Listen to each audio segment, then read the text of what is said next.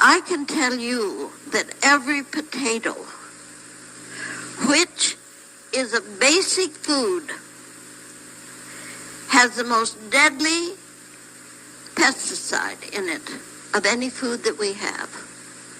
And it's there in the fiber. I know.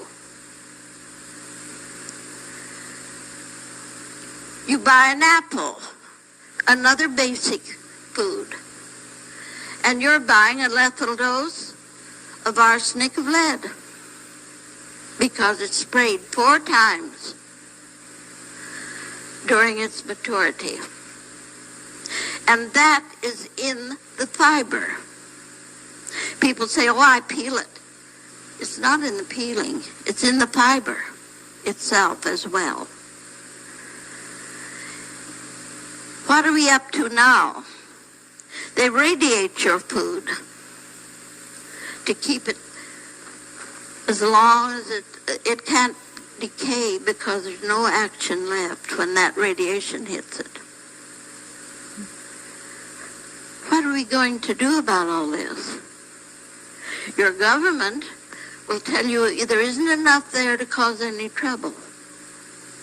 I tell you, it's accumulative in your system when you keep putting it in. I found it. And it's basically back of many, many problems that we're facing today that are very common. Then we go into another field, the air. Do you realize that you have no oxygen to breathe? Very little.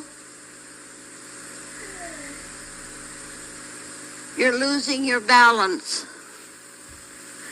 You can't think. You can't sleep. You feel terrible. You have no energy.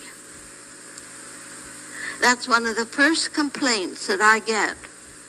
I have no energy. I simply can't hardly get through the day. Why don't you have energy? Because energy requires oxygen.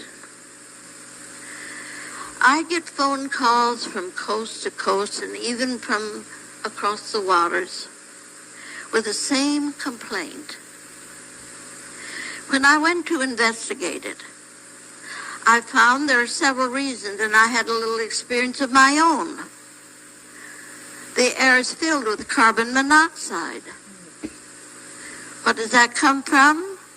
The fossil fuels that are burned in our cars, mostly. Not entirely, but mostly. It is the unburned carbons in this fuel that takes the oxygen out of the air and out of your bloodstream. The arterial blood has no oxygen to carry to every other cell in the body. These are important things. And I've heard so many wonderful things here with our speakers. They have found part of the answer to most of them. I've only found part. We're only there at that point right now. We need to put all these things together so we can make it a whole picture. But we are learning where the problems are coming. Even the birds are falling out of the air because they have no oxygen to fly with. Now, I have talked to one of the head men at Sandia, who's in that department, and he said, do you know the condors are falling and we don't know why? I said, no, I didn't know they were, but I know they will fall because the large birds require more oxygen than smaller ones. But it had already been happening. Our government knows about it, but they don't know what to do about it. So there again, we're left out here without any hope or help, really. So these are the things. This is not really what I intended to follow in my talk.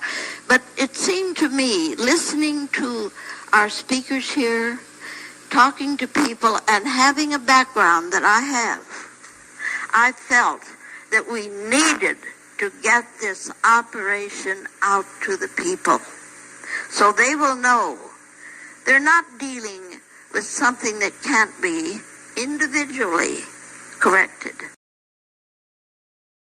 7 deadly radiated isotopes along with it.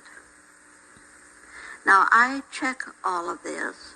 I know exactly what's going on, and fortunately, I know how we can individually change it, help ourselves. And the amazing part of it is, we don't have to go to the drugstore and spend $35 or $40 or $50 for something to do it. Go to your kitchen. Pick up a package of soda, baking soda, and it will neutralize all of these deadly energy flows that we have. But it isn't dignified enough to be used in the professional field. I once had a friend who was a surgeon, and he said, "What do you do for dysentery?" I said, "Well, I use cornstarch." He said, "My God, I wouldn't dare use that." I said, "Look, call it anything you want to, but help your people." These are the things that we run up against, the simpler things that we have, and you have them all.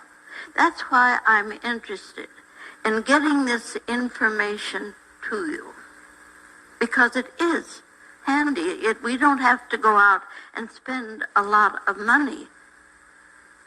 And you know, I found another thing. Money don't grow on trees usually. So it's not always easy to come by.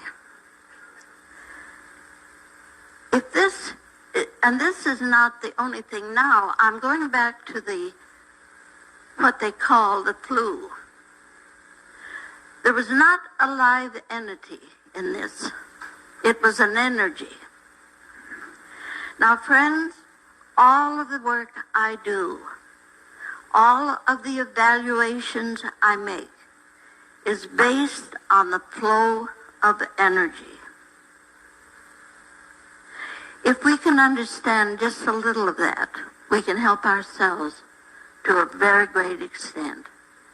People need help today.